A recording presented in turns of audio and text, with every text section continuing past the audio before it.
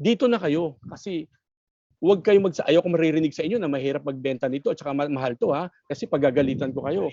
Kasi pag nakakarinig ako ng ang mahal-mahal nito, sinasabi ko sa advisor, ikaw ba magbabayad yan kaya namamahalan ka? O di ba? Hindi naman siya magbabayad eh. Sir, ang haba, kung regular ang haba eh. Oo nga, ikaw ba? Ikaw ba magbabayad? Di ba hindi naman ikaw magbabayad? Huwag mong pangunahan ang kliyente. Huwag mong i-underestimate ang kliyente. Alam mo ba, napakaganda ng elite product, lalo na ngayon. O sige, humarap ka, yung mga nagba-variable dyan. Hindi ka makakaharap sa client. Bakit? Eh, siyempre, ang baba-baba. Kaya nga na-close namin yung 1.2 million na yun eh. Kaya ang laki ng opportunity ng traditional product natin. And then kung mamimili ka na rin lang ng traditional product, aba, dito ka na sa Sun Smarter Elite. Bakit? So alam mo na kung magkano yung AC, di ba? So yung mga naghahabol dito ng AC, maka-close lang kayo ng 2 Elite. Malaki na yun. Ha? Mamaya i-share ko din sa inyo kung paano mag-close ng malaking case. Ayan, ito BM, ito po yung pinapakita lang sa client. Picturean yan kasi yung taga La Union, ito lang daw yung pinakita niya. Nagyabang yung taga La Union at sabi niya, Sir, magkano yung annual income mo? Sinabi daw nung client. Ito, Sir, hindi ko pwedeng ibigay sa iyo itong variable. Bakit? Ang liit ni Sir nito, ito ang human economic value mo. Parang pinakita niya daw yung human economic value. Aba, ang kinuha nung client is elite at saka malaki pa. Kasi di ba 200% ng ano niyan, ang death benefit. Ito lang daw ang pinakita niya. BM, ito din po yung pinakita ko dun sa 1.5 million. Paano gamitin to? Sabi nung client ko, servicing ko lang yun ha, servicing ko lang talaga yun. Sabi nung client, Ogi, kukuha naman talaga ako last year, kaya nang yung advisor parang hindi ko na siya nakita kasi siguro pandemic. So sabi niya, ano bang maganda ngayon? Ay nakapagkwentuhan na kami, napaka-conservative ni client na to. Pag nakita nyo na conservative na yung client, huwag nyo nang i-push yung variable. Bakit? Kasi ang elite product, risk management yan. Di ba? Bakit risk management? Aba, 3.5, 3.66% ang IRR na binibigay niyan. So, wala ka nang ikakatakot dyan. Kasi talagang ano yan eh, parang kung ano sa bond. Pero ito risk management. Ang daling ibenta sa client kasi hindi ka na maghihintay na market taas, market baba. So ito lang ang ibibigay mo, yung elite, which is risk management. Pag nung pinakita ko itong BM sa client, sabi ko, Sir, kasi kukuha daw siya. Sabi niya, sige sir, gusto ko lang malaman sir yung income mo. Ay ganun ba? Bakit? Baka sa BIR yan. Hindi sir. Bakit? Gusto kong makita mo sir yung human economic value mo. Sabi niya, ano ba yan? O di ba parang bago sa pandinig nila yung human economic value, sa totoo lang, ni-rephrase ko lang naman yun. Di ba? Sir, ang human economic value, ang ibig sabihin niyan sir, ito yung impact mo sa family mo pag nawala ka. Pero ito na yung pamatay. And sir, ito yung impact mo sa economy pag nawala ka. Bakit? Taxpayer ka sir, itong income mo, ang laki nito sir. O di ba parang yung sense of pride niya, talagang tataas talaga yung sense of pride niya. Oy, ako pala naman value dito kahit sa hindi lang sa family ko pati sa economy. Sabi niya, sige Ogi, pwede ko bang sabihin muna 6 million? Kasi di ba nag-pandemic bumaba. Pero sa totoo lang hindi bumaba 'yon kasi halos parang lahat ng food chain siya nagsusupply. Nalaman ko na sa kwentuhan namin. Kasi niyaya ko siyang kumain sa konti, sabi niya, "Ay, Ogi, ako na magbabayad." Ay sabi ko, "Sir, wag. Treat ko 'yan sa'yo." Sabi, "Bakit, sir?" Kasi client ko 'to, may discount ako dito. Hindi, okay lang, sir. Ako na lang. Client lang pala niya yung contest na 'yon. So sinabi niya 6 million. Magpo 40 years old siya. Tingnan niyo to ha. 40 years old. 6 million times 14, ito yung income multiplier niya. 14 times 6 million, 86 million. JC, sa tingin mo ba, pag nalaman mo na 86 million ang human economic value mo, sasabihin mo kaya sa advisor na 500 lang? Eh, di ba hindi? Mapapahiya ka na kasi ang taas-taas na ng ano mo eh. Yung sense of pride mo kanina kasi yung human economic value mo sa family and then human economic value mo sa economy. O di ba? Alam mo, sabi lang niya sa akin, Ogi, magkano to? 86 million. Ay, Ogi, pwede bang wala mo ng medical? Kasi medyo ayaw ko punta ng hospital o clinic. Yes, sir. Pwede. O, saan na tayo papasok doon? Siyempre, alam ko na yan. Sunny level up ako. Di ba? Sunny level up ako. Hanggang 3.5 million siya na elite. O, di ba mag-asawa, tig 3.5. Sabi ko, sige, tig 3.5 lang muna, sir, tayo dito. Ang death benefit ito is 7 million. Pag medyo okay na, sir, yung pang-medical natin, saka na lang natin dagdagan. Kasi di ba, sir, sabi ko sa iyo kanina, o tandaan niyo to, ha. Di ba sabi ko, sir, sa'yo kanina, yung endowment natin, yung payout natin is every year, ha, every year. Sabi nga nung nakarinig sa akin, sir, di ba ang endowment every 2 years? Ay, wag kang makialam. Gusto ko every year eh. Pwedeng every year. Kuha ka ngayon, then next year kuha ka uli. O di ba? Every year. Kasi magagandahin mo lang naman, di ba? kasi kinorek ako eh. Sir, di ba every 2 years po yung endowment? Huwag kang makialam kasi ito yung gusto kong meron pang every 6 months dito eh. Lalo na mga Chinese ha, tandaan niyo to, every month. Gusto nila may every month kasi gusto nila guaranteed nga. Itong elite na to, guaranteed ito. And then risk management pa. Ganun ha, pag may client kayo, pwede nyo balikan pag kumuha ng every year. O may pera ka pala eh. O every 6 months naman, para every 6 months meron kang kukubrahin na guaranteed payout. O kasi di ba ganun naman tayo sa client habang ina-update eh. So pwede every year. O di ba? Kaya sabi niya, sige Ogie, go ako diyan. O di ba? Parang almost pinagsama ko ng mag-asawa, 1.5 million yan. 1.5 million yan. And then for collection na yan sa Tagaytay. Kasi nag-ano lang kami, lalo na GCQ ngayon, baka pagbalik ko ng Maynila, diretso na ako sa Tagaytay. Kasi doon ko daw kunin yung bayad sa Tagaytay kasi nagpagawa siya ng parang mansion, parang resort lang yan sa Tagaytay. Sabi ko, sige sir, pasyalan kita doon sa mansion para makita ko yung iyong mansion doon sa Tagaytay. So ayan yan, 1.5. Mahirap? Hindi. Huwag niyo i-underestimate ang kliyente, ha? Sa totoo lang. O yan yung mga rookie dito na nasa kwarto. Tingnan niyo ha kung yung mga non-medical limit niyo. O di ba kahit papaano ayan 5 million kung 40 years old. Di mag 2.5 kayo na na base amount. 1.5 million. Ay lalo na si JC parang nanggigigil na nga si JC parang gusto nang tapusin tong talk na to eh. Kasi MDRT pa siya. Ay magkano ang MDRT, di ba? 10 million. Anak ng tipaklong kung nag-MDRT pala ako last year. Aba, edi 5 million yung na-close ko. O di ba? So pwede yung mga MDRT dito ha. Mas malaki yung pwede nyong i-close without medical na yan. Kasi syempre, titingnan nyo din naman sa client eh. Kasi mamaya, isi-share ko din kasi kinorek na naman ako ng advisor. Sir, kala ko bang binibigay mo non-medical? Bakit yung 1.2 may medical? Anak ng tipaklong na-close po. Very good ka. Very good kang listener. Kasi 5 million ang binigay ko dun sa client na yan. Kasi alam ko namang ipapamedical ni Sun Life yun. Bakit? Nag-declare na ng sobrang, parang lahat na yata ng sakit, kinuha niya. Pati pera, milyonarya, pati sakit, kinuha niya. Edi, alam nga namang non-medical. Siyempre may medical na yun. Sabi ko, sige, bigyan kita ng elite, pero endowment, pero ayoko ng 80,000, ayoko ng 160, ayoko ng 240. Bakit ba? Kasi ang laki-laki nitong bahay mo. Pagagalitan mo ako niyan pag tumanggap ka na ng unang endowment mo. 80,000? Pambayad lang ng yan. Pambayad lang ng kuryente yan. At saka tubig. O di ba? Magkano ba ibibigay mo sa akin? Ibibigay ko sa iyo 400,000 ang gusto kong ma-receive mo kasi every year pakukunin kita. 400,000 ang endowment mo, guarantee diyan. O sige, gawan mo ako ng proposal. O di siyempre may iPad naman tayo. O, ginawan ko siya. 5 million na elite, 1.3 something, 1.2 something. Tapos ito na BM. Yung client kasi na yon, na-decline na siya sa akin noong 2007. Maiyak-iyak po ako noong time na yon kasi habang nangingilente ako sa Laguna, biglang na-receive ko yung text na decline nga daw yung client. Din-take naman to. Ito na pa naman yung pinakamalaking quick cases kasi 300 plus thousand yun noong unang panahon pa. Na-decline pa. Siyempre rookie ako. Wala. Tapos biglang umulan pa ngayon. Talaga nakisama yung ulan. Parang ang lungkot-lungkot ko. Sabi ko, ano ba to? Parang, naku, Diyos ko, sayang, 300,000 plus nun. Dahil lang dyan sa pagdagdag ng critical illness na yan, di ba? So decline yan, 2007, na-decline na yan.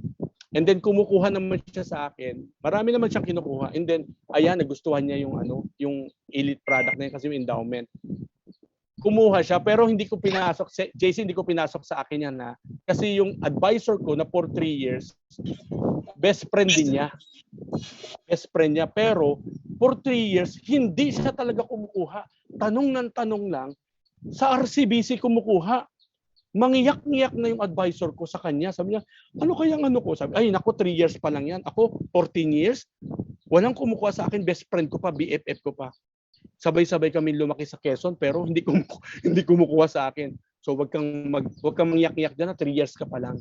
So ayan nung kumuha, sabi ko dun sa client, o sige, picturean mo lang ito. Picturean mo lang itong ikukunin mo sa akin na traditional na itong elite. And then tomorrow morning, ipakita mo ito dun sa best friend mo. Dun ka na kumuha. Ay, bakit? Wag na sa akin. Bakit? Mag-aaway lang kayo noon, magtatampuhan lang kayo noon. And then ako, baka pagtalikod ko sasabihin noon, yung mistisong bangus na UM ko, sinulot ako, kinuha yung, di ba, million yan, 1.2 yan, di ba? So sabi ko sa kanya, sige na, bigay mo na sa kanya yan. Anyway, for the last 14 years, na-bless mo naman ako. Kasi marami din po siyang kinukuha sa akin. Single pay, yung sa mga pamangkin niya, sa mga anak niya. So okay na yon. E di natuwa naman siya. Sabi niya, talaga? Sabi ko, yes, oo. Kasi mag-aaway lang kayo niyan. At saka ayoko nung kami magtampuhan yan. Era lang yan. Anyway, na-bless mo na nga ako eh. Okay lang yon. Alam mo, sa sobrang tuwa pa nung client, kumuha sa akin ng dalawang elite. Sabi niya, sige nga, gawan mo yung yung dalawa kong pamangkin. Pero, wag malaki ha. Kasi gusto ko mga 80 mil lang yung makukuha ng mga pamangkin ko. Kasi ang dami niya talagang pera. Foreigner ang asawa niya. Pinaglalaroan siya ng lahat ng bangko. Pero hindi ako nakikialam kasi, siyempre, iba yung pakikisama niya sa ibang bangko. Ang dami na niya. Kaya lang, pag yung time na nagtatanong siya, ako yung gustong-gusto niyang tanungin, ako yung gustong-gusto niyang ibuli. Binubuli niya talaga ako. Pag mababang market, sabi, pag kunyari, AXA mababa, sasabi ko, oh, ba't hindi mo kinakausap yung mga AXA na bank doon? Eh, ikaw na lang. Oh, see, napaka-unfair mo. Di ba unfair? Ako yung laging binubuli. Ay, naku, sabi ko na anxiety talaga ako sa taong yon.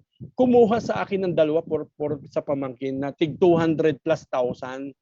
O di ba na-bless pa ako? Tapos ito pa yung mga maganda, alam ko na every year, meron siyang sobrang mga 10 million. 10 million na sobra to ha. For 2 years, hindi na siya nagbabayad kasi tapos na lahat.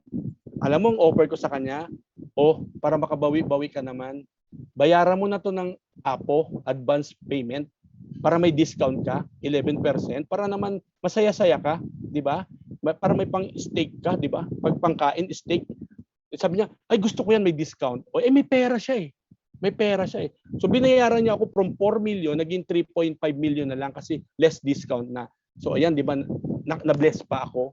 And then yung case niya, na-decline yun. Mamaya ko i-share yun. Nakita nyo na to ang yung mga medical limit nyo ha.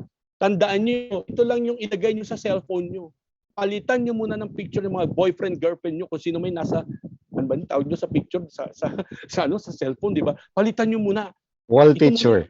So i-crop nyo muna yung economic, yung income multiplier at saka itong medical limit nyo. Yan na muna ang gawin yung profile picture para habang nasa client kayo hindi na kayo mag-open. Pagtingin mo pa lang sa profile picture mo, pasok siya dito. O di ba? Non-medical ito. So ganun lang. Palitan niyo muna yung picture ha. Ito mga real cases po ito, BM. Kasi tatanong siya, paano mo nabibenta yung regular? Ang haba-haba niyan, ang haba-haba ng bayaran. Sabi ko, yun nga ang problema eh. Sa inyo pa lang habang-haba na kayo sa pagbabayad, hindi naman kayo magbabayad. Try nyo kayang kumuha para mapil nyo. Ganun lang ako sa mga advisor na nahahaba ng bayad. Sabi ko kasi ang hilig-hilig natin na kahit pwedeng pahabain mo na tapos kinukompress ka agad natin. Tapos anong makikita mo? Minsan makakabayad lang ng ilang taon. Tapos hindi na makakabayad. Bakit? Nahihirapan na sila eh. Kasi minsan tayo sinasagad natin. Paano ka pa naging advisor or partner for life, di ba? So ganun lang. Ito nabibenta po namin to BM. Lalo na pag sinabi ng client, yung mga millennials, ay kuya, meron akong COL Finance.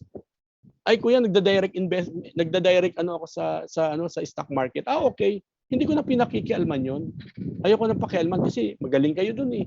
Walang problema. Yung parang tipong sasabihin ko na, huwag ka nang mag-direct investment, sayang pa yung oras mo. Dito ka na lang sa mutual fund or sa variable kasi meron kaming fund manager.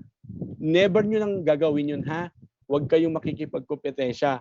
Hayaan nyo siyang ma-realize na. Then ako, sige, kung yan ang gusto mo, sige, dito na lang muna ako. Akong bala sa retirement mo. So ano ba yan? Binibigyan ko sila ng option, lalo na yung elite na endowment. May endowment. Minsan ang positioning ko niyan sa client, sige, magpalipat ng trabaho. Alam ko naman kayo mga millennials, lipat-lipat ng trabaho eh. Basta akong hahawak nitong retirement mo. Tapos hindi ko sila sinasagad talaga. Ini-explain ko lang sa kanila na yes, whole life ito, for life magbabayad ka, pero may option ka naman dito, which is yung fully paid up. And then hindi ko ini-emphasize sa kanila na on the 6 years, tandaan nyo to, on the 6 years, may makukuha ka na. Pag hindi ka nga nakabayad, yung iba yung nakuha mong endowment eh. Ayun, paulit. Naku, parang sirang plaka lang tayo doon. Huwag nyo nang sasabihin yun. Ang kailangang maging mindset kasi nila is yung long-term retirement ka eh. Kasi pag sinabi nyo na pwedeng kunin yung on the 6 years, nakukukunin yan. Tandaan nyo, nare-retain sa utak nila yung mga magagandang sinabi mo. Well. Diba? Yung mga magagandang sinabi mo. Sinasabi ko na ito pwede mo sir gamitin, ang dami mong pwedeng gamitin dito, educational funding din. Bakit? Sir, pag ikaw ay nagkaanak, wag mong gagalawin ng endowment at saka yung dividend Pwede mong gamitin sir ito. So ganun lang ang sinasabi ko. Sir, ito yung binigay ko sa iyo. Minsan nagsasabi sila, ba't ang haba-haba kasi sir Ogie yan eh. Sir, ito yung binigay ko sa iyo kasi ayaw kong kunin lahat ng ng income mo kasi siyempre hindi lang naman insurance ang babayaran mo eh. Remember, marami ka pang binabayaran. Alam mo sir, pag binayaran mo ito ng 10 years to pay, tapos may babayaran kang credit card, malamang pinili mong bayaran ng credit card kaysa itong insurance. O, diba? So alam ko least priority nyo sir itong mga ganitong plan.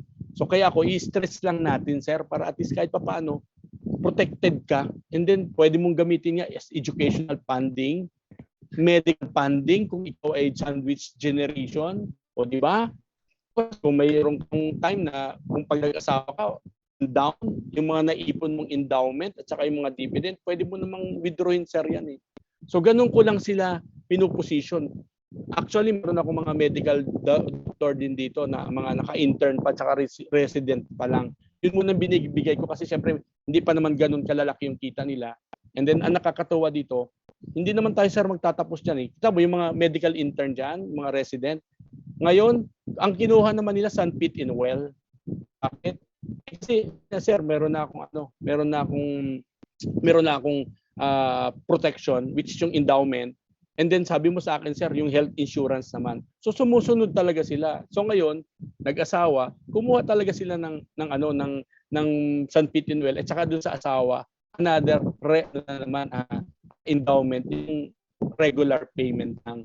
So pwede nyong i-ano to ha, huwag kayong mag-ano na parang ang haba-haba ng babayaran. Ipo-position nyo lang ng mabuti sa client. Kasi kunyari, yung IT programmer, itong IT programmer na to, sinabi niya sa akin na nagda-direct investment na siya. So hindi ko na pinakialman, alangan namang bentahan ko pa ng Maxi Prime. So hindi ko na pinakialman 'yon. O, di ba? Wag na natin bigyan kasi yun yung gusto niya eh. Di ba? So ako, binigay ko lang sa kanya yung regular na parang nasa 40,000 something lang yan eh per year eh. O, nagustuhan niya, di ba? Basta sabi ko sir, ang tingin natin malayo ha. Huwag mong titingnan ito as parang investment. Kasi hindi nga kita binigyan ng variable or mutual fund eh, kasi nagda-direct investment ka na sa stock market. So ganun lang, wag pag may sinabi ang client, wag niyo kakalabanin kasi yung style ko na yung na-close ng advisor ko na din na 586,000 na elite na ang dapat ibibigay niya yung Maxi Prime na 1 million. Nung sinamahan ko, na-close namin siya ng 586,000 na elite. So mamaya nandito yun sa ikalawang natin. Ayan, yung mga professional. Uy, professional ha. Alam mo, nakakuha ako ng 228,000 physical therapist. Binibentahan ko na nung unang panahon pa ng San Pitinwell. Ayaw niya, mahal daw. Mahal ha, parang 58,000. Pero nung nag-pandemic, grabe, bumaha ng pera siya kasi nagde-deliver siya ng mga gulay, isda, karne sa mga sa parang pogo. As in kumikita daw siya ng 250,000 a week. Nakita niya yung posting ko. May nakita akong post mo, parang ang ganda nun. O yun, nakita niya elite. Binentahan ko siya ng elite. As in talagang 100,000 per endowment, per payout. Tapos siyempre sinisigil ko na siya at baka mamaya hindi makabayad ng on the 6 years eh. Sabi ko basta pag may pera ka, i-advance payment mo na lang. I-deposito na lang natin doon sa Sun Life para at least hindi ka na mag-iisip ng ipapambayad. So ganoon lang wag yung wag niyo i-underestimate yung mga professional kasi tingnan niyo din baka naman ayan, online seller nga yan eh. Biglang lumaki yung income niya. Online seller niya, professional. Meron akong ding na-close na parang parang executive na rin siya sa TV company, basta malaking company din dito, Samsung. Human economic value. Ano yung human economic value? Sabi niya, sir, kukuha pala ako ng dalawang may 200,000 ako dito, sir. Kukuha ko yung dalawang anak ko. Ito tandaan nyo ha. Gusto ko magaling kayo pagharap sa kliyente. Sabi ko, sige, pwede ba meet tayo? Kasi alam ko, meron pa siyang ilalabas and then alam ko, meron pa akong pwedeng sabihin sa kanya. Eh pag sa ganito, yung sa online, nahihiyo ako kasi parang hindi ko masyadong mapil yung pinag-usapan namin. Mas gusto ko face-to-face kasi napipil ko talaga yung pinag-usapan namin. Sabi ko, sir, okay mag-meet tayo. Naka-PPE ako, sir. Naka-face mask, face shield. Lahat, sir, may pang-PPE kami galing sa Sun Life. So nung nag-meet na kami, sabi ko, sir, nandiyan ba yung asawa mo? Eh bakit? Sir, palabasin mo. Kasi di ba ganun? Minsan, sige, tatanong ko pa sa asawa ko. Ay di palabasin mo na, nasa bahay na ako nila, di ba? So nung nakausap ko na yung client, tinanong ko lang. Sabi ko, ma'am, tanong ko lang, magkano na ba ma'am ang insurance ni sir? Ay bakit? Wala ma'am, kaya gusto ko lang malaman niya yung human economic value niya. O di ba paulit-ulit ako doon sa human economic value? Ay ano ba yun?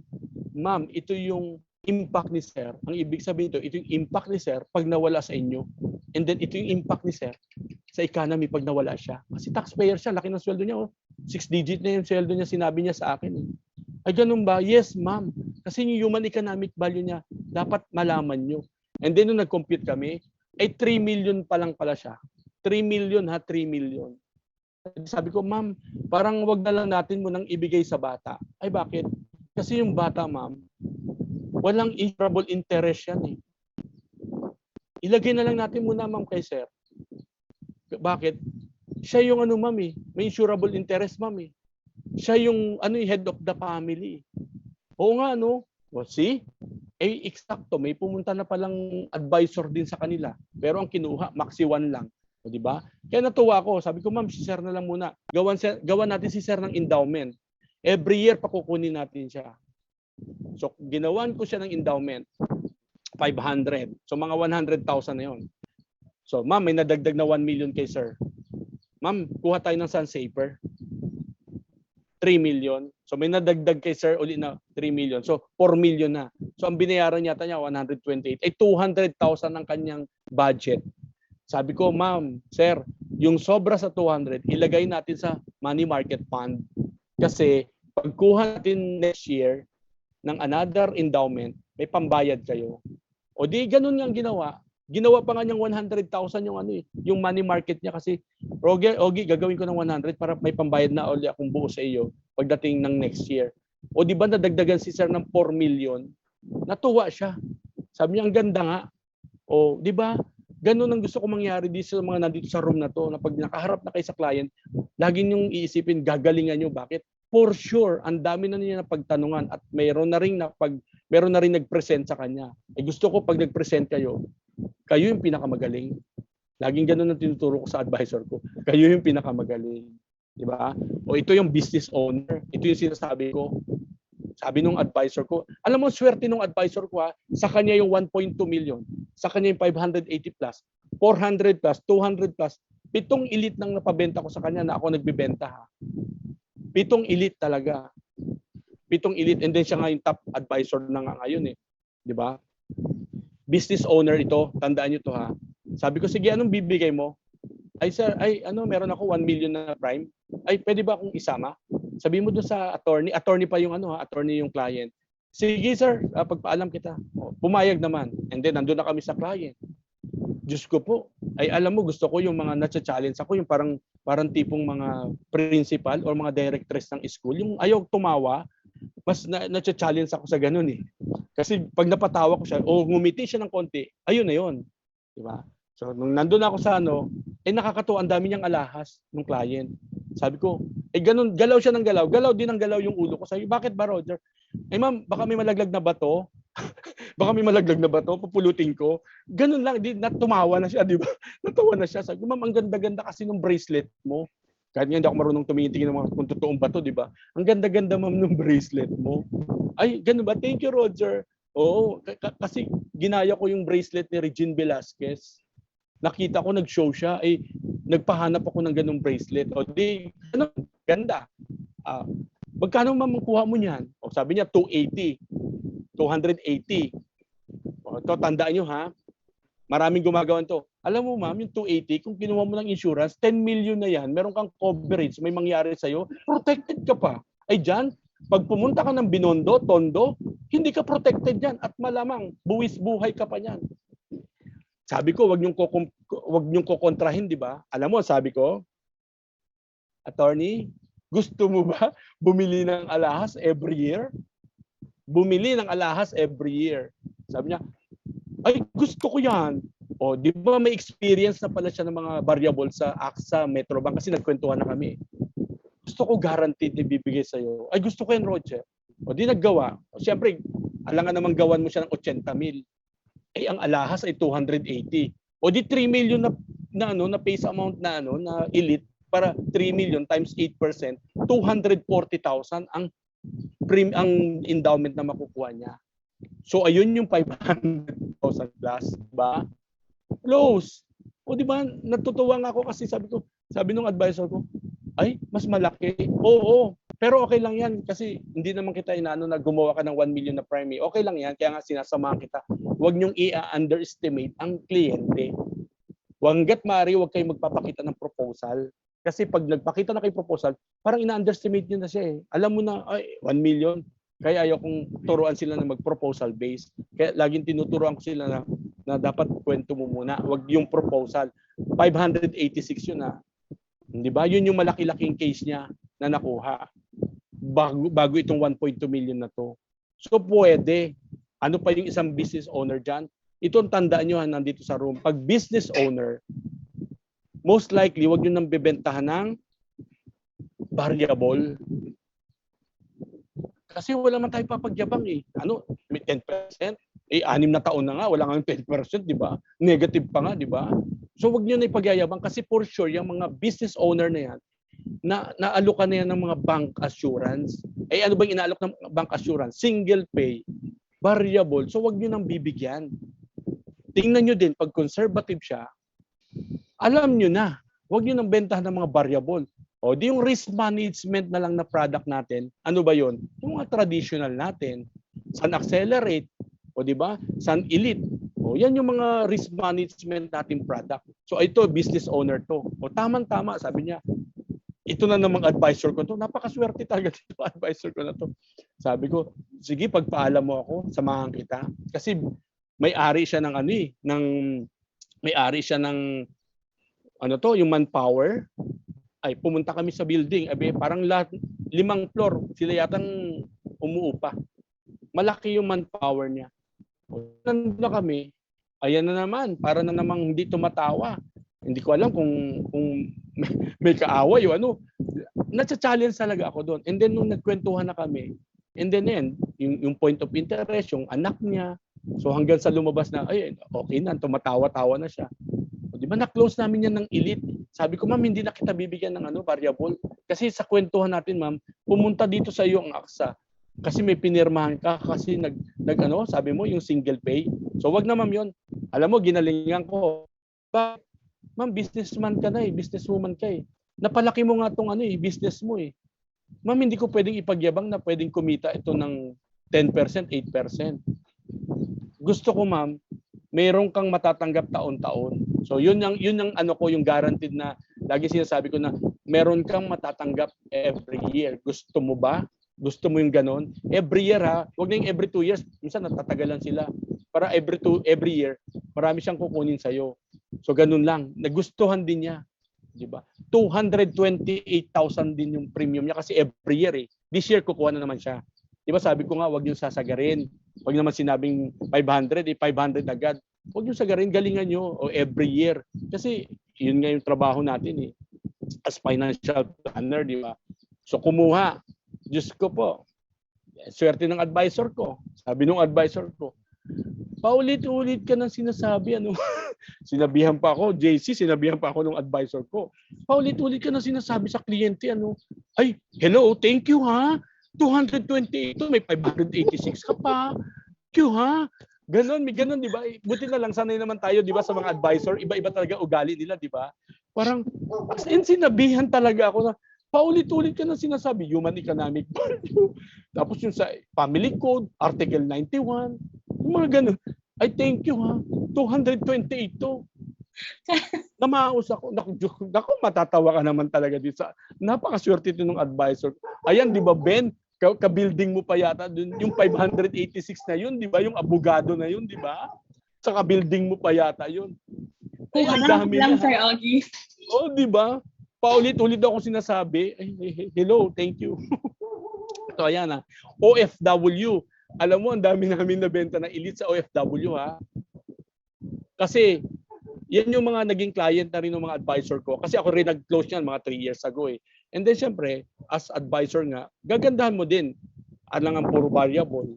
O di, pinakuha namin sa mga anak naman. Kasi marami na rin naman siya. So mga anak naman niya. At least tigto 200,000 din na premium. Kasi ang laki ng sweldo din itong OFW natin. So meron kayong market sa OFW ha. Huwag nating i-underestimate. Tingnan din lang natin lagi kasi ang OFW malaki din naman yung sweldo niyan. Eh itong OFW na to, seaman ito. Hindi naman basta seaman, kapitan ng barko. 'Di ba? So kumuha din siya. Pagdating naman sa high net worth, medyo madali-dali ng ibenta, i-position ang elite sa high net worth. Ayun nga yung lagi sinasabi ko na parang nag-save lang sila na every other year, meron silang makukuha na guaranteed na payout na endowment. So mas madali siyang ibenta sa high net worth. Ganito ha, isulat ko to. Repositioning, pinapa-repositioning ko lang yung pera niya sa bangko. Ma'am, ganito lang gawin natin. I-reposition lang natin yung mag-reposition lang tayo, ma'am. Bawasan natin yung exposure mo sa bangko and then mag-create tayo ng another asset. Ano yung another asset? Insurance. Insurance is asset, di ba? So yung tatlong salita lang na yun lagi sinasabi ko pag mga high net worth. Kaya nga sinasabihan ako nung advisor ko, paulit-ulit, di ba? Eh, anong gagawa natin? Di ba? Paulit-ulit. Paulit-ulit daw ako. Repositioning, tandaan nyo ha, repositioning, bawas exposure, and then creating another asset.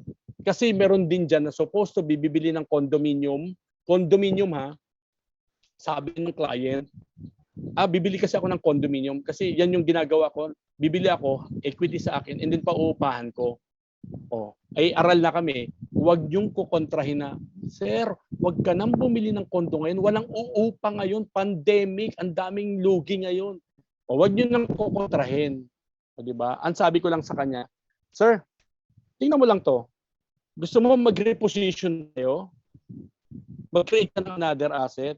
Asset din naman yun, di ba? Sabi niya, ano yan? Di pinabili ko ng ng elite. Magkano yung Sinabi ko ba dun sa client na, sir, hindi ka siguraduhan kung kikita ka sa kondo. Wala akong sinabi sa kanya. Pina-realize ko lang sa kanya na, okay nga, at least ito, may steady income itong endowment natin. Kasi nagpi-pay out every 2 years, di ba? So ganun lang. Ang dali namin nako-close pag ganun. Basta wag niyong kukontrahin ha. Di ba sabi ko, wag niyo sasabihin na, sir, wag ka ng puro condominium ka. Pag namatay ka, may tax. Diyan, wag niyo sasabihin. Pa-realize niyo na lang. Ako pinapa-realize ko talaga. Sir, itong asset mo na to, tax-free to. O kunyari, Maxi 1, tax shelter ito. Mga ganun lang sinasabi ko sa client. O di ba hindi ko kinontra yung mga kondo-kondo niya na may mga pa-estate tax pa, di ba? So wag niyong kukontrahin ang client. Hayaan niyo siya makarealize. Basta isabihin niyo lang yung advantage natin. Hayaan mo siya makarealize. And then kahit ngayon sa savings nare-realize ng client di ba? Reposition, bawas exposure. Sinabi ko ba sa client na bawasan mo yung exposure, sir, kasi 0.25% lang ang interest ng savings deposit natin. Wala akong sinabing ganon. Kasi pinaparealize ko sa kanya na dito, elite product natin, ang IRR natin or internal rate return is 3.5 by 3.66. O di ba better than the bank na 0.25? So nare-realize ng client na, ay oo nga no, better than the interest sa bank. Di siya nang nakaka-realize, hindi ko sinabi sa kanya na mas maganda yung product natin. And remember, iba yung purpose ng savings, iba yung purpose din natin. And then remember, walang perfect na product para sa isang tao. So wag niyo nang kukontrahin, o di ba? Madali na talaga ibenta sa mga high net worth, lalo na yung mga affluent. Kaya kayo diyan yung mga nandito, yung mga may client na mga affluent na, ibig sabihin madami na talagang pera, yung mga andami na nang pwedeng ilabas na investable money. Andali niya ng andali na niyang ibenta. Bakit? Yun nga, ganun lang yung i-positioning niyo sa kanya. Yung repositioning, bawas exposure, and then creating another asset lang. So ganun lang talaga, paulit-ulit lang ako talaga sa mga client na sinasabi ko. Wag na kayong magsasabi ng kung ano-ano pa. And then sa mga ganito, boomers, yan ang mga gusto ko. Mga silent gen. Alam mo ba, minsan nga, ito, yung 6 years ago, ito yung wino-workout namin cases. Actually, close na siya nung December. Kaya lang, siyempre, nag-pandemic. Nag-lockdown uli. Medyo sensitive din naman ako kasi 86 years old na itong si nanay. Ayoko din naman nung parang baka mamaya umubo-ubo ako maubo din siya. Baka sabihin ako pa nagdala ng sakit sa kanya, di ba? So ito, yung silent gen na ito, 80 years old nung binentahan ko siya ng Maxi 1. Ang positioning ko sa kanya ng Maxi 1 is tax shelter. O tax shelter ha. Mga aral kami yan ni Ben, yung mga nag-CW po diyan, di ba? Tax shelter. Yan yung sinasabi ko lang. And then wealth transfer na rin. So yan, kinuha niya ng tig-1 milyon yung apo niya. Apo ha, kasi 80 years old na siya . And then kumita naman yung niya, yung Maxi 1 kasi nilagay ko lang sa bond and then pag nasa money market lang. And then nung December, tapos na Naka pa 6 years na So wala na, zero na siya, zero load na. Sabi ko, Nay, patawag mo yung mga anak mo. Bakit? Gusto ko pong makausap din sila.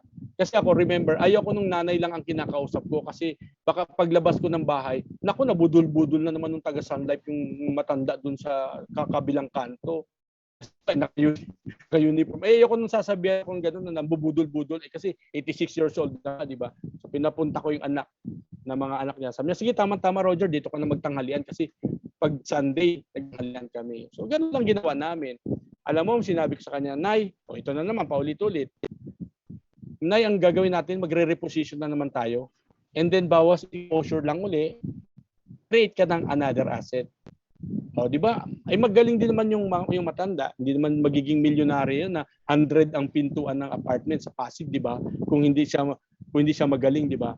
Sabi niya, sige, parang yan, Roger. Yung mga anak nagtanong, ganito, bilan natin ng tig-1 elite tong mga apo mo, 7 Ginawan ko, 7 itong apo times nasa 200,000 ang premium. Di ba? 200,000. And then yung nanay, sabi ko, Nanay, ganitong gawin natin. Kasi alam ko dahil yung anak ko, Roger, ang dami na niya liquid sa base. Every month, di ba, ang collection niya nasa 700,000. Kasi rental ng apartment 700,000. So sabi ko, Nay, ito 1.4 million to, Nay, per year. Bayaran na natin to, Nay, ng 14 million for 10 years. Para may discount ka pa yung advance payment premium. 1.4 million, Nay. pamili mo ng jet ski kasi may binili kang resort sa Batangas. Nagustuhan niya, sabi niya, ay gusto ko yan Roger para at least hindi din tulog yung pera ko sa bangko, wala kita. O di alam na niya, di ba? At least may advance na discount na siya na 1.5 million. So ayan, na-close na namin yon. Siguro babalikan ko na lang sila kasi pag nag-GCQ nga kasi medyo nag-iingat-ingat din ako dahil 86 years old na siya. So pwede niyong i-position sa mga silent gen or mga ganong edad. Tingnan niyo lang mabuti yung profile.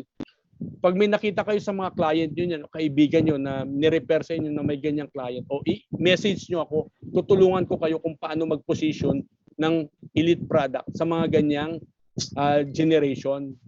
Tutulungan ko talaga kayo ha. Kasi minsan namamali may nag-ano sa akin, sir, nakapag-close po ako ng elite, 65 years old. Anak ng tipaklo, bakit naman binili mo ng elite? Ganda elite, pero kung 65 years old, 71 years old, first endowment. 73 second endowment. 75 third endowment.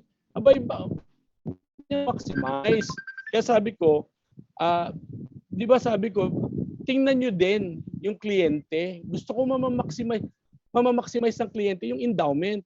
Sir, paano yun? Mali ba yung binigay ko? Hindi na, nandun na. So wag mo sasabihin mali. Pwede ba naman sabihin mo sa client na mali ka? So at least kahit yung client, tingnan mo na lang kasi baka mamaya yung client meron naman pinoprotectionan like estate or kung ano pa man, di okay na lang yun. Pero next time huwag ka magbibigay ha. Kung mga 60 years old, wag mo nang bibigyan. Kung 55 years old, meron naman tayong mga product na pwedeng ibigay, which is yung Sun Accelerate. 8 years to pay, 20 years to mature para maximize ng client. Diba? So yun, may 69 years old pa nga, nakapag-close daw siya ng 69 years old. Elite. Jesus Mariosep, 75 years old, unang endowment. 77, ikalawang endowment. Hindi na niya mamamaximize yun. So parang hindi na cost effective talaga yun. So parang sabi ko, basta nagkakamali din naman tayo. So at least alam mo na, next time, pag mga ganyang edad, better, ibigay mo na lang, mag-borrowed life na lang siya. It's either kung may apo siya, para at least 3 generation na lang yung pwedeng mangyari. Yan yung legacy na sinasabi ko, yung 3 generation. Payor si Lola, borrowed life si apo, and then ano pa yung iba? Lola, ikaw muna tatanggap ng endowment kung gusto mong kunin kasi guaranteed payout naman yan. Kung ayaw mo na Lola, yung apo mo naman, and then yung apo mo, pag nagkaanak yan, pwede siyang maglagay ng beneficiary as pwedeng tumanggap ng endowment. O di ba, Lola, pagdating ng panahon, kahit na wala ka na dito, maaalala ng mga apo mo sa kaapo-apo sa tuhod na galing sa lola mo yung tinatanggap mong endowment. O di ba 3 generation yun? Di ba? Ang gandang i-position mo sa mga ganon. Kasi yung mga ganyan, yung mga silent gen, wala nang paglalagyan ng pera yan. Wala na, as in talagang walang paglalagyan ng pera, lalo ng mga mayayaman. So mas better, i-distribute na niya. Diyan yung sinasabi ko, yung parang wealth transfer na din, na tax-free. Ganyan, mga positioning. Kaya ito, pwede nyo isulat tong mga to. Yung mga educational funding. O educational funding yan ng apo mo. O di ba? Kuha mo yung apo mo, and then yan, bigay mo na sa kanya yan. O di ba? So ganun nyo lang ipoposition yung elite product natin. And then, hindi lang naman elite product tayo pero nag-concentrate lang tayo dito sa elite ngayon. Pero mamaya ipapakita ko sa inyo ano pa yung pwede nyong gawin na ibenta sa client. Pinapakita ko lang sa inyo to na kasi pwede kayong kumuha ng malalaking cases kahit pandemic, di ba? 45 days pa ngayon, kayang-kaya pang humabol ng Macaulay, di ba? Ako 6. 6 ang tao ko. 5 ang running for Macaulay. O di ba? O di ba? 5. Tapos 4 yung running for MDRT. Kaya nyo, ayun, ako ito pa, MDRT. Kaya nyo mag-MDRT ngayon. Kung gusto nyo mag-MDRT, now na. Bakit? 1.62 lang. Hindi namin inabutan yan ni JC. Kasi medyo nabutan namin ni JC, malaki-laki na, di ba JC? Hindi natin yung nabutan niya 1.62. Sobrang discounted. 1.2, 1.250. O di ba? Kaya yung mga nag-aspire ngayon, Diyos ko po, ayaw pa lang. Kaya nyo po, Diyos ko po. Kami, 4 ang running for MDRT. 4 ha. Sobra-sobra pa doon sa kasi meron ako mga kota-kota. Sobra-sobra pa kaya sabi ko, naku kukunin na natin 'to kasi bibigyan natin ng MDRT itong Canary Wood. Kasi Canary Wood hindi pa nga masyadong kaka-spin off lang kasi niya eh. So sabi ko bigyan natin ng MDRT itong Canary Wood. So ganoon lang, kaya pang humabol ha. Yung naka-close ng 1.2 na yan, 'di ba? Siya ngayon yung top advisor kasi konti na lang mag-MDRT na siya. Konti na lang. Ay ito pa ha. 'Di ba yung na-close na 1.2? Ito tandaan niyo to ha. Yung na-close na 1.2 decline, yung na-approve, ini-email ko kagad si Ma'am Tina Dizon. Sabi ko, Ma'am Tina Dizon, magkano po ang maximum na insurance nitong client dito sa approval na to? O di sumagot, Roger, 10 million. Ay naku, may 5 million pa kaming hahabulin.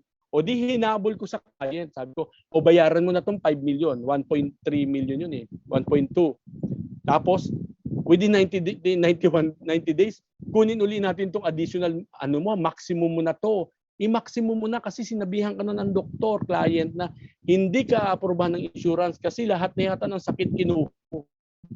Pag nakita nyo naman talaga yung mga results ng niya, tinatanong ako bakit napa-approve mo Ogie yan, o di ba? So mamaya i-share ko din yung kung paano na-approve, di ba?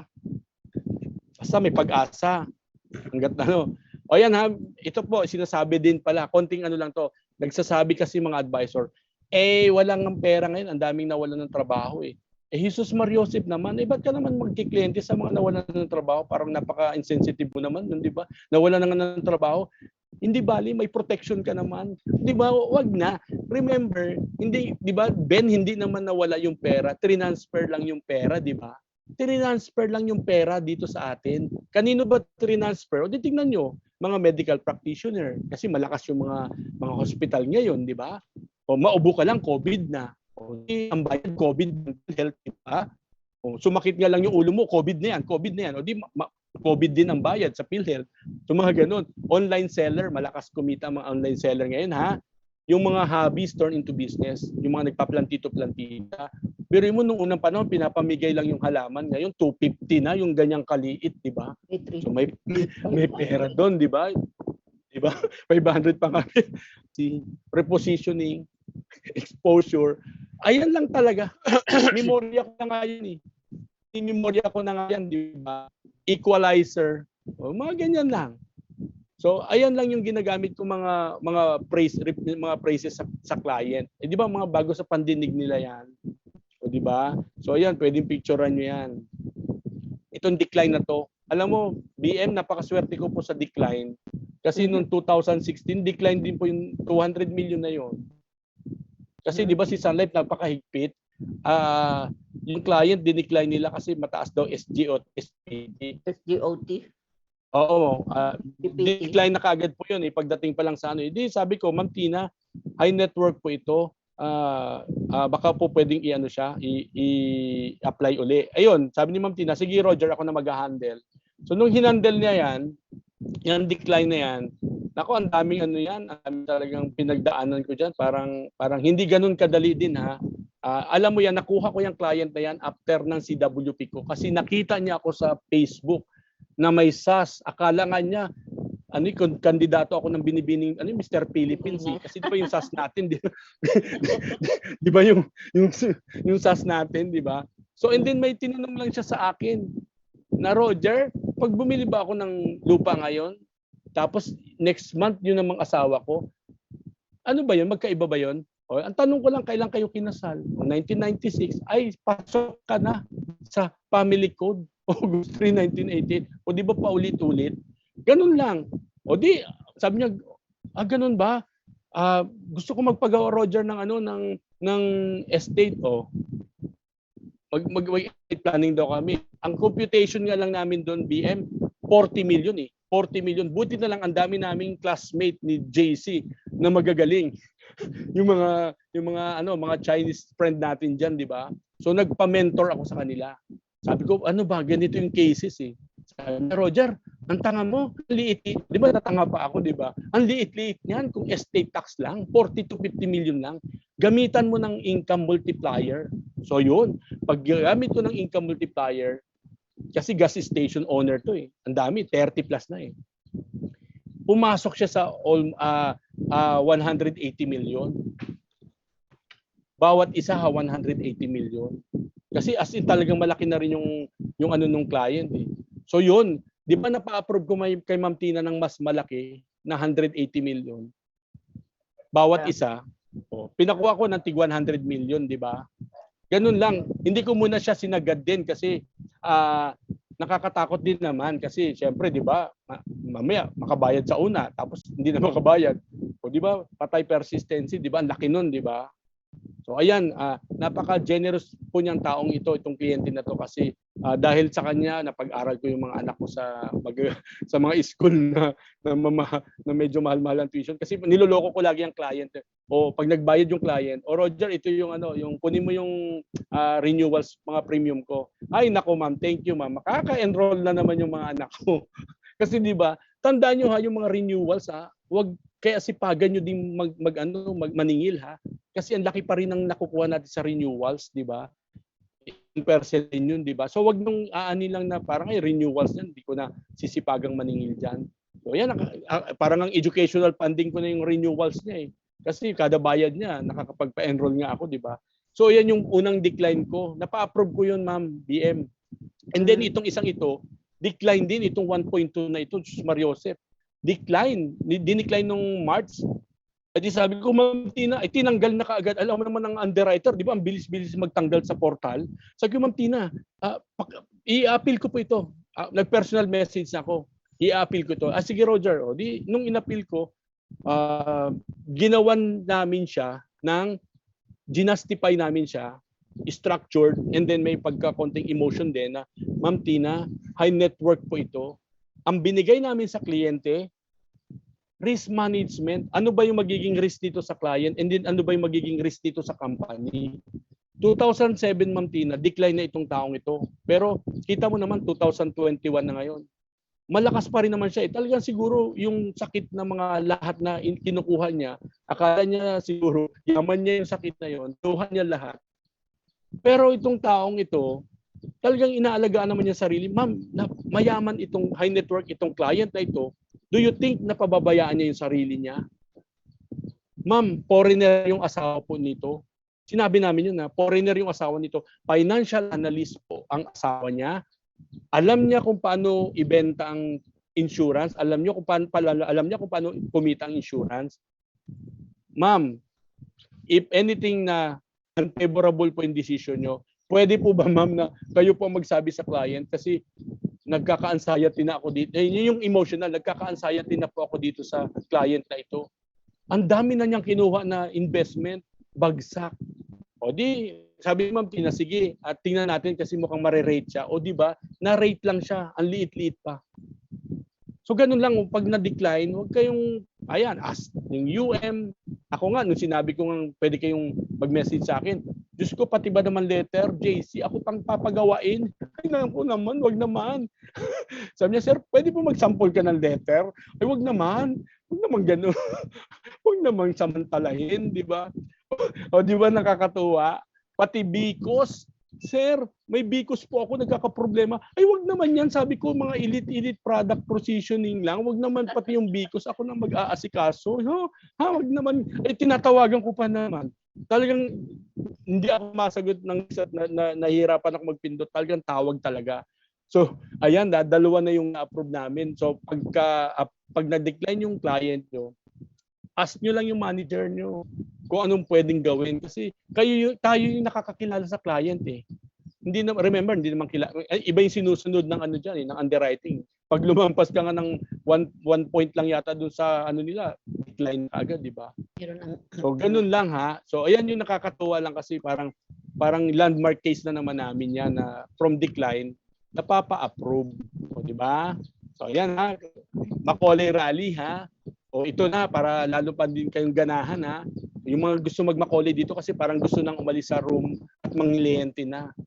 Bukas na at alas 9 na. Ganito how do you eat an elephant one bite at a time? Kasi diba, sabi ko nga kanina PM, kung kulang kayo sa apps, may paraan. Di ba nagbigay ng Assist Sun Life ng 1.5 times lives credit, 2 times, 3 times, di ba? Kung kagaya niyan, yung ano po, yung aking top advisor, kulang siya ng 15 application. 15 application na, naka-platinum na siya. O sabi ko, mag-submit ka ng 3 e-app, tapos magdagdag ka pa ng ng 2. So di ba 5 na 'yon? Pero wag mo namang gagawing 5. Tulungan mo din naman yung team natin. Baka naman pag naka-5 ka na, stop ka na. Ikaw lang ang masaya. Ang ang team hindi masaya. So tulungan mo kasi may tendency mga ganyan mga advisor, pag done na sila, tulungan mo yung team. Yes sir, yes sir. Pero hindi, nako, nagbabakasyon na. Kaya sabi ko, tulungan mo naman yung team natin, di ba? Hindi porke 5. Dagdagan mo pa. Pinupush ko pa din kasi yung AC namin pwede lang mag-platinum. Kaya lang kulang talaga kami sa lives. So mga ganon. So yung mga kulang ng lives, pwede. Tingnan nyo lang to kasi yan yung binigay na ni Sun Life. Anong gusto nyo? Yung option A o option B? O di ba? So ayan yung mga pwede. Kung mga kulang kayo ng 15 application, ito pwede nyong ibenta yung Sun Startup. Ako ginagawa ko yan BM Binupuntahan ko yung mga high network kong client, tapos tinatanong ko, baka yung kasambahay natin dyan matagal na. So at least to pwedeng additional beneficiary. Additional benefits. Ganon binibenta ko. Kahit 200,000 lang. At least pang application lang, di ba? 10 years to pay, tapos after 10 years, ibibigyan na siya yung 50% ng bayad mo. Pwede yun yung startup. First aid, pandagdag din ng mga ng mga application, lives din. So, di ba pwede kung kulang sa lives? And then, kung kulang kayo sa AC, nako, ito na nga yung elite. Maximum ang premium dyan, 50% pa. So, ang laking bagay, di ba? Meron yata kayo dito, di ba? Kung nabanggitin sa o di ba, naka-close ng yung tao niya, magkano din yun? O di may 100% dyan, 90. Naku, Diyos ko po, di ba? Pwede. Yan na nga, si Ben magsasabi sa inyo na pwede. O rookie, pwede. So yung mga naghahabol talaga ng AC, ayoko nung ayoko nung sasabihin, sir, ang mahal niyan eh. Hindi nga kayo ang magbabayad dito. Client ang magbabayad. Kaya huwag kayong mamamahala. Kasi pag sinabi niyo sa akin yan, naku, tatawagan ko talaga kayo at pagagalitan ko kayo. Hindi ka nga magbabayad. Subukan mo kayang kumuha.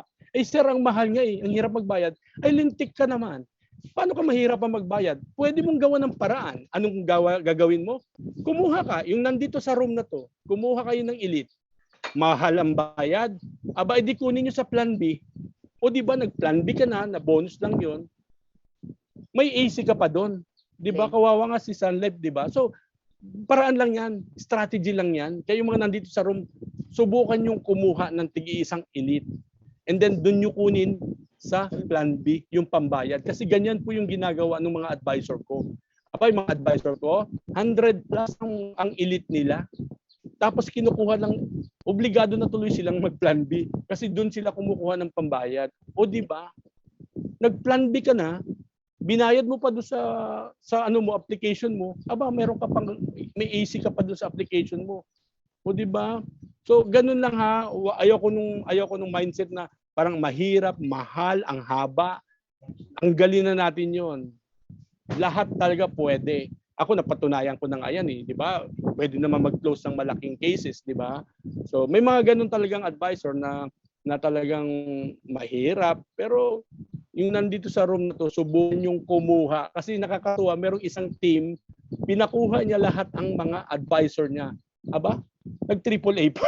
Nag-AAA pa. Kilala niyo to. Nag-AAA pa yung team niya. Pinakuha lahat niya yung mga advisor niya. Ang point naman doon, para at least yung mga advisor nga, at least may binabayaran din kasi creating another asset. Alam mo bang bagay sa iyo ang chubby? Di ba? So yan yung mga nandito sa room kulang ng application, kaya. Kulang ng AC, o makabenta lang kayo ng 2 o 3 elite hanggang Hunyo, bawin-bawin na kayo doon, kayang-kaya, di ba? So ayan walang mahirap. Yan. Ako nga binibigay ko nga yung ko, di ba, yung Facebook account ko para pwede niyo akong i-message and then tutulungan ko kayo. So ayan yung mga pwede pa rin natin mga product. Konting na lang to JC. Yung Fit and Well kasi malakas pa rin naman sa millennials ito, yung mga health insurance Elite regular, pwede niyong i-position yan. And then makaka-encounter kayo yung talagang magagaling na millennials. Ayoko niyan, buy term. invest the difference ako. Okay, sige, walang problema. Kuha ka, Sun Saver. Huwag na kayo makikipagtalo, di ba? Sabi ko nga, huwag kayong pero sa totoo lang, mag-generate kayo ng Maxi Prime at saka yung invest the difference niya, yung Sun Saver. Ganun din ang punta nun sa dulo. Kaya lang minsan talaga may magagaling na client. So pagbigyan nyo na, di invest the difference. So, basta kuha ka ng Sun Saver sa akin. Pero halos same lang yan. Ganyan pa din sa mga Gen X, halos pare-pareho naman eh. So pag mga Gen X lang, medyo parang made na yan eh. So pwede nang bumili ng mga Smart Elite 10 yan or 5 or regular. So mga made na yan eh. And then accelerate, maganda rin siya, yung mga age 50 to 55, pwede pa. Pwede mo pambentahan ng mga accelerate yan para 8 years to pay, 20 years to mature. Maganda din siya para kasi minsan yung mga client maka-encounter ko. Roger, ayoko na ng mga hanggang 100 years. Napag-aral ko na yung mga anak ko, may mga naibigay na rin ako sa kanila. Gusto ko naman yung parang ako magbe-benefits. Ay sir, huwag kayong mag-alala. Meron kami. Accelerate. O di ba? Lahat may pwede tayong ibenta eh. So, huwag yung medyo pag-aralan nyo lang yung ibang product dito. And then, para at least malaki yung pwede nyong ibigay na advice sa client nyo. Ayan, yung mga boomers pa rin. Andyan pa rin yung mga Maxi One kasi tax shelter. Yan, ito pala ha, binibenta ko yung Maxi One kasi napaso ako diyan eh. Ang dami ko nabenta yan nung unang panahon eh. Pasong-paso ako diyan. Pero nung nakita ko na iniba ko na lang yung pagbenta sa kanila. Ang positioning ko ng Maxi One is tax shelter. Ganun ha, tax shelter ha, kasi pag sinabi mo sa client na ay investment ito, patay ka na, hahanapan ka, 7 years na, negative pa, di ba? Hindi ko nagpo-position ng na investment ng mga Maxi One as tax sheltered lang talaga. And then pwede siya mga medical funding, educational funding din, mga ganun lang yung pinoposition ko sa kanya. Hindi ko pinaparealize sa kanya na investment kasi pag investment ang thinking talaga ng client is, asan na Roger, 7 years na, bakit negative pa rin yung aking pera? Ay, huwag kayong mag-alala, sir. Kasi kahit mawala kayo, whichever higher. Bunyemas ka naman, Roger. Ayan, lagi naririnig. Diba yung lagi maririnig natin? Whichever higher, sir. Ayoko ng ganyan, Roger. Ang sabi mo nun, kikita. Di ba? So, hindi ko na siya pinoposition kasi talaga nagka-problem ako dyan nung unang panahon eh. So, ang positioning ko dyan is tax shelter and then wealth transfer din. Di ba? Wealth preservation. Di ba paulit-ulit lang ako dun sa sinasabi ko, yan lang ha, pwede nyo magbenta kasi minsan, ang dami pa rin gumagawa. Maxi One, hindi, sir, ano kayo maganda dito? Kahit 250, bibigyan ko ng Maxi One. Para saan? Investment. Huwag mo na ibigay yan kasi mumultuhin ka niyan. Sabi ko, ibigay mo na lang sa mutual fund pero huwag mo nang kunin yan as investment, yung 250 na yan kasi hindi talaga investment yan. So, doon pa lang medyo may misrepresentation na. Kaya tinuturo ko talaga sa mga advisor yon kahit kaninong brands talaga. Para kasi siyempre tayo din naman yung tatamaan yan, si Sun Life pa rin naman, di ba? Hindi naman yung sarili natin eh. Si Sun Life pa din. Hindi gumita yung yung investment sa Sun Life 7 years na. O di ba? So ayan lang yung mga there is no try ha. Kaya yan. Diyos ko po, tinutulungan ko na nga kayo eh. Parang ito lang yung trabaho eh. Umaga pa lang, dami na nagme-message si Sir, parang ako si Ernie Barong. Talaga. Yan, minsan gino-joke ko na lang. Painumin mo ng tubig, tapos lagyan mo ng kalamansi na may lemon para gumaling yung sakit sa tiyan. Ako nagpapatawa na lang sa mga advisor pero nakakatuwa naman kasi may mga good news talaga. Yan, si Ben may good news. Yung advisor niya naka-close and then may wino-workout sila. Ako tawan-tawa na doon kasi parang at least kahit papaano nakakatulong din yung kahit sabi ko nga isa lang yung mapulot sa snare ko ngayong gabi. Okay lang yun, at least may napulot. Kesa naman sa walang napupulot, di ba? So ayan ha, yung mga naghahabol dito, yung mga makulik, kayang-kaya pa 45 days. Tutulungan ko. Message nyo lang ako and then pwede kayong magtanong sa akin kung paano i-position yung product or anong pwede nating ibigay sa client. Kaya ko na magot eh. Kaya ko naman sumagot. So, huwag kayong mahihiyang magtanong sa akin, ha? Okay? Ayun lang. Baka may mga question kayo, Papa JC. Thank you. Okay. Ayan. Thank you, Sir Ogie, for unselfishly sharing almost everything na ginagawa.